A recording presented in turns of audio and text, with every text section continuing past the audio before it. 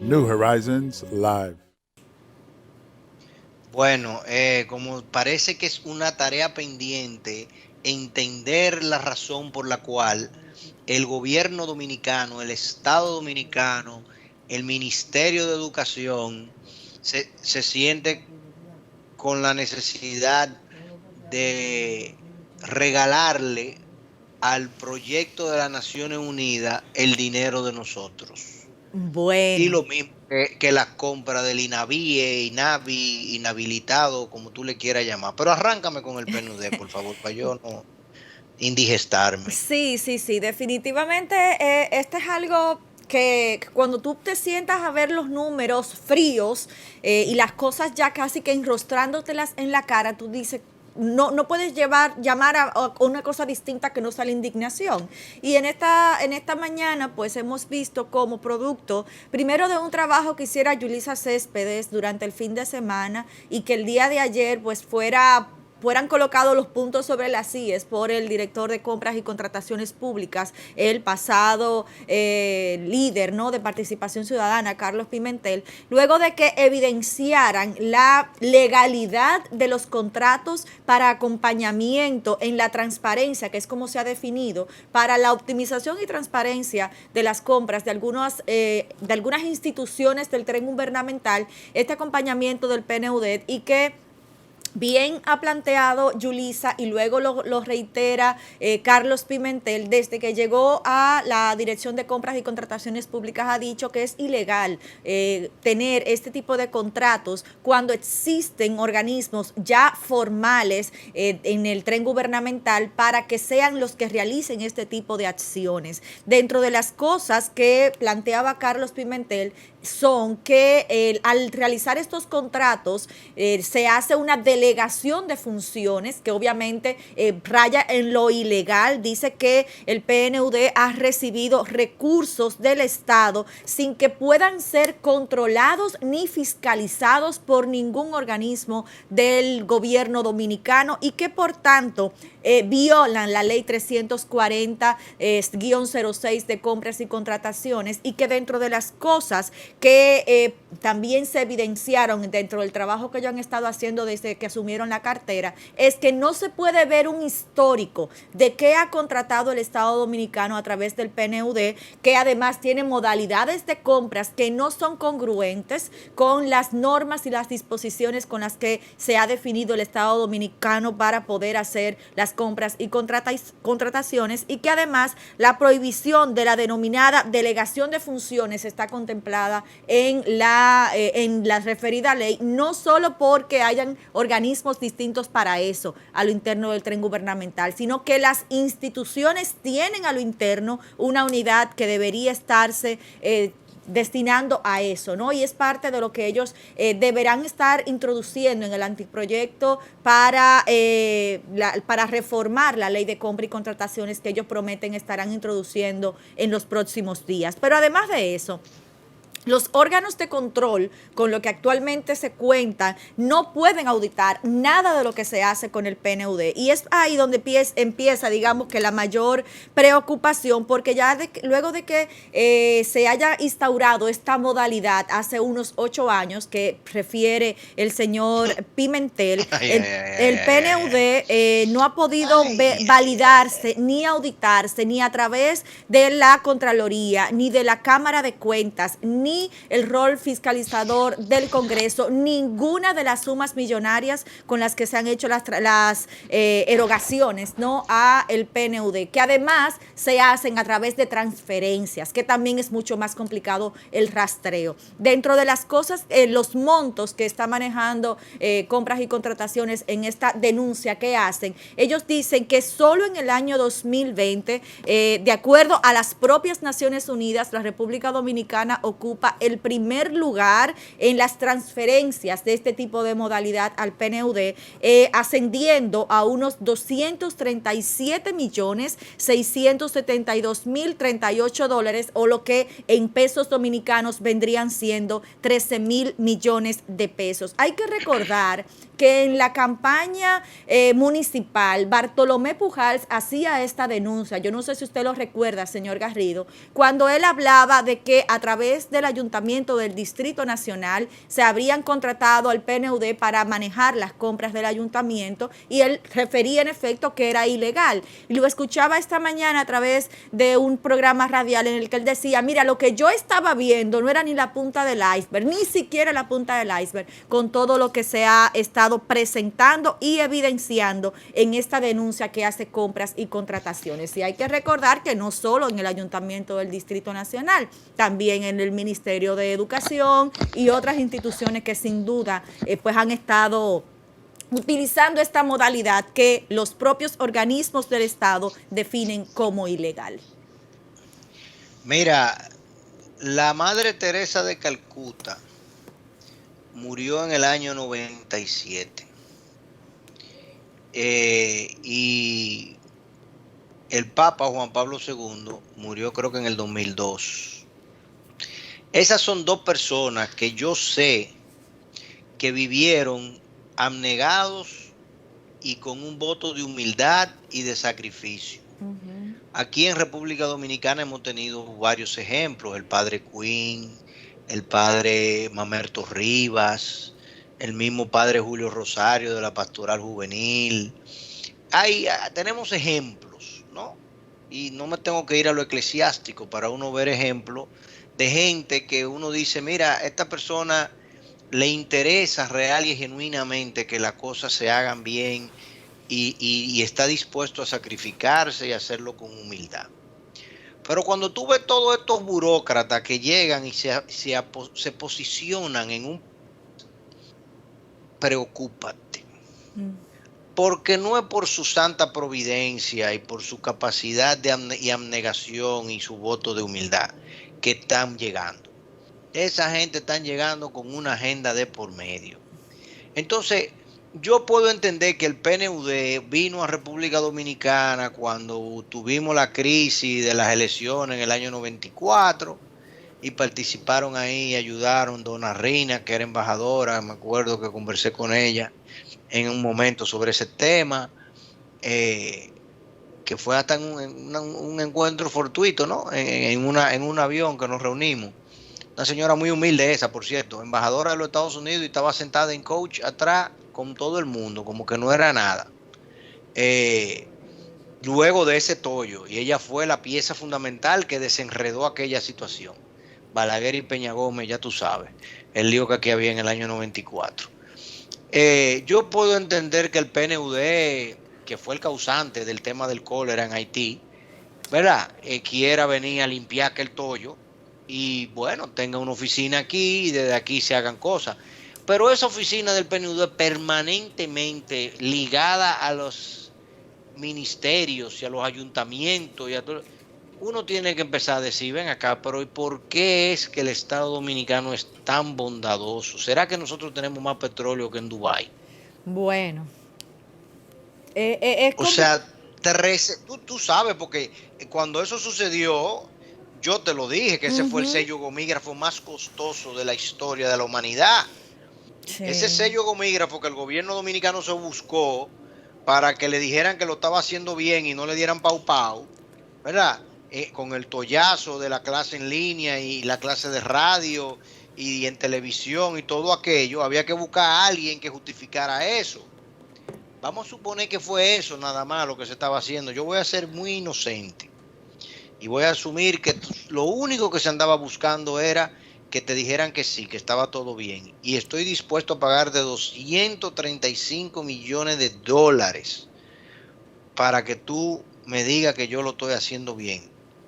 Pero si eso era lo que se necesitaba, yo le juntaba una guagua de gente que hubiesen ido y se paraban ahí en la Máximo Gómez y le decían que lo estaban haciendo bien por los 135 mil pesos.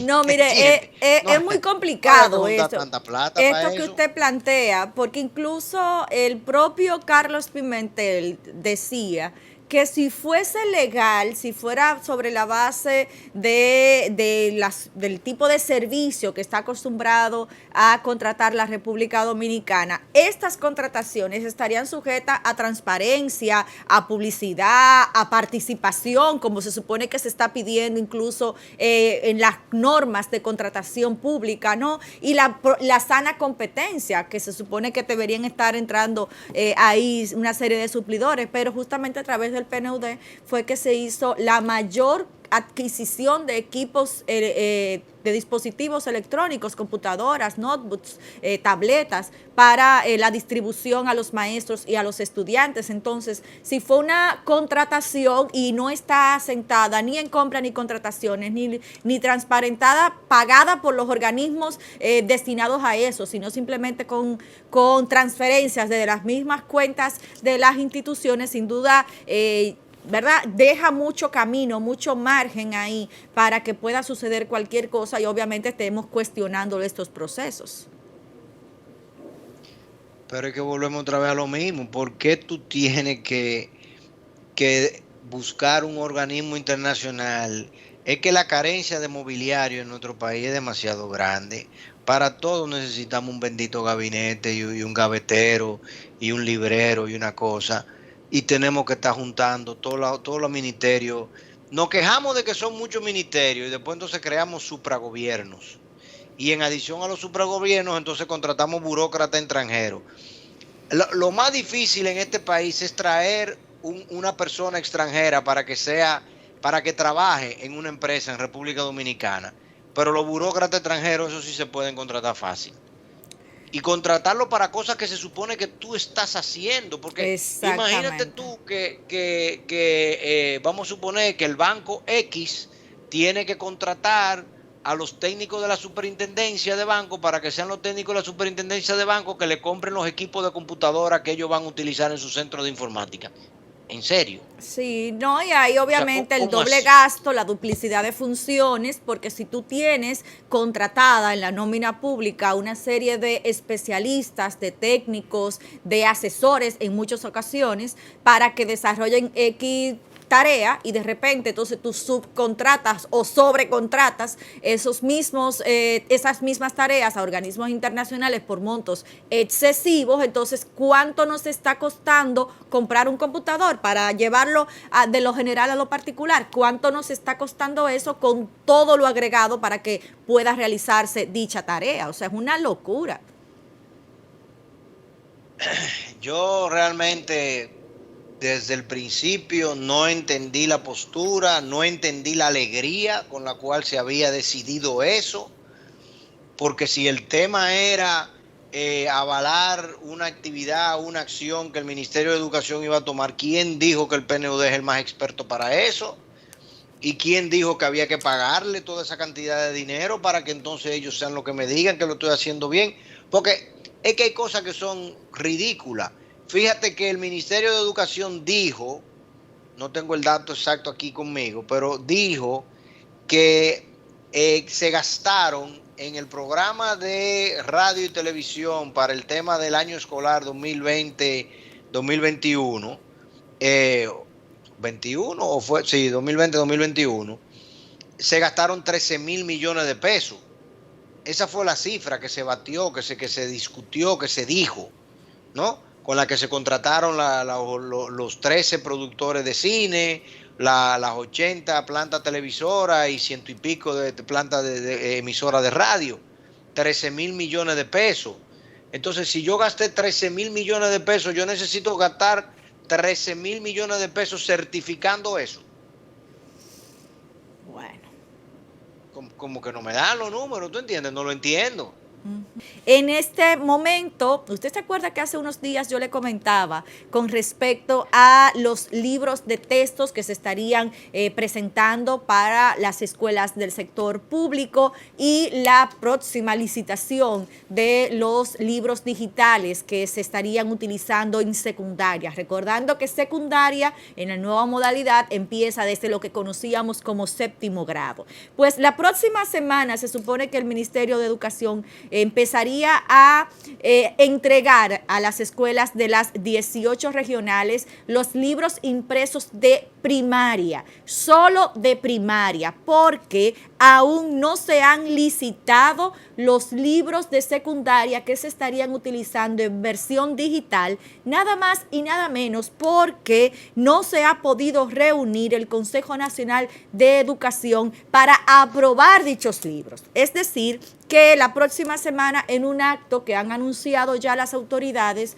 empezarán a hacer estas entregas para los alumnos, ¿no?, de toda primaria de las 18 regionales, y que se supone que deben estarse utilizando desde ya, porque el año escolar le quedan apenas 3 meses y habría que ver lo que estaría sucediendo, ¿no?, con los libros de secundaria que todavía no han podido ser utilizados, recordando que estos libros se están entregando porque fue un rediseño, una actualización del currículum que hizo la Dirección de Currículum del Ministerio de Educación, y para los cuales se destinaron la suma de 3.282 millones para la impresión de más de 9 millones de textos que están respondiendo, ¿no?, a estas necesidades que se habían evidenciado en el currículum de primaria en la República Dominicana. Oye la cifra que tú me acabas de dar. 9 millones de libros, ¿verdad? Costaron 13.000, ¿cuántos millones? No, 3.282 millones. Entonces 3.282 entre 9 millones de libros. 364 pesos cada libro. 364 pesos cada libro. Entre 58. Ajá, ¿y eso? Entonces, a $6 cada libro. Ajá. Correcto. Entra a Amazon, por favor, y búscame un libro de texto de lo que tú quieras. Ajá. Que cueste $14. No sé, 14. Sí. De lo que tú quieras. Me costó $6 un libro de segunda mano que le compré a la periodista, a una periodista mexicana, justamente. Eso no es un libro de texto. Por eso dije, $6, un libro de lo que acontece en México con el tema del narcotráfico. Pero hay una media. Y justamente fue por Amazon que lo compré. Es lo que te estoy diciendo, wow, ¿cómo es que llegaremos finalmente a resolver algo? O sea, ¿cómo tú me estás diciendo que tú estás imprimiendo libros de texto? Primero, de la calidad de lo que tú me estás imprimiendo, y segundo, para entregarlo ahora en febrero a los niños, o en abril, en mayo, en marzo. Ya el año escolar se terminó. Y el año escolar se terminó con las escuelas provistas sin docentes y sin libros.